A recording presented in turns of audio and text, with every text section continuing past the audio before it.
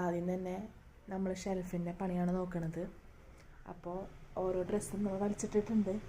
അപ്പോൾ ഞാൻ അതിലേക്ക് മടക്കി വെക്കാമെന്ന് വിചാരിക്കുന്നു. എങ്ങനെയെന്ന് വെച്ചാൽ ഒരു ചുരിദാറിൻ്റെ അടിയിലാണ് പാൻറ്റും ഷാളും വെച്ചാൽ നമുക്ക് നല്ല നീറ്റ്നെസ്സിൽ വെച്ചിട്ട് അപ്പോൾ ഓരോന്നെടുക്കുമ്പോൾ ഒരെണ്ണം കിട്ടുമല്ലോ.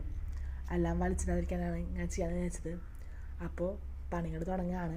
ആദ്യം തന്നെ ഷെൽഫിലേക്കാണ് പോണത്. അത് കഴിഞ്ഞിട്ട് നമുക്ക് നല്ലൊരു ഷെൽഫാക്കിയ ശേഷം അതിൽ തന്നെ ഷെയർ ചെയ്യാം കേട്ടോ. അത് മടക്കി തുടങ്ങിയിരിക്കുന്നു.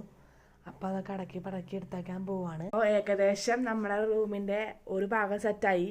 ഇനി അടുത്ത ഭാഗമാണ് അടിയത്തെ ഭാഗം. അതാണ് വൃത്തിയാക്കാൻ വലിയ ടാസ്ക്.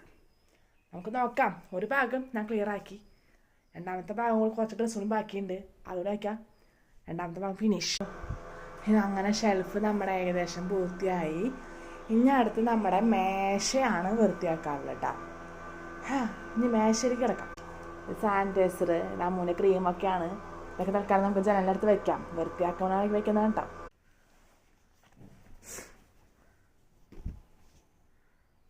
അങ്ങനെ നമ്മൾ ലാപ്ടോപ്പിനെ ഉടുപ്പിടിച്ചു. ഈ തുണി സഞ്ചി കണ്ടപ്പോൾ ഞങ്ങളുടെ സഹവാസ ക്യാമ്പിലെ രൂപീകരിച്ച തുണി ഓർമ്മ വന്നത്. അപ്പോൾ ഇതാണ് ഞങ്ങളുടെ സഹവാസ ക്യാമ്പിൽ ഉണ്ടാക്കിയ തുണി സഞ്ചി. ഞാൻ പറക്കി എടുത്ത് വെച്ച് കഴിഞ്ഞു.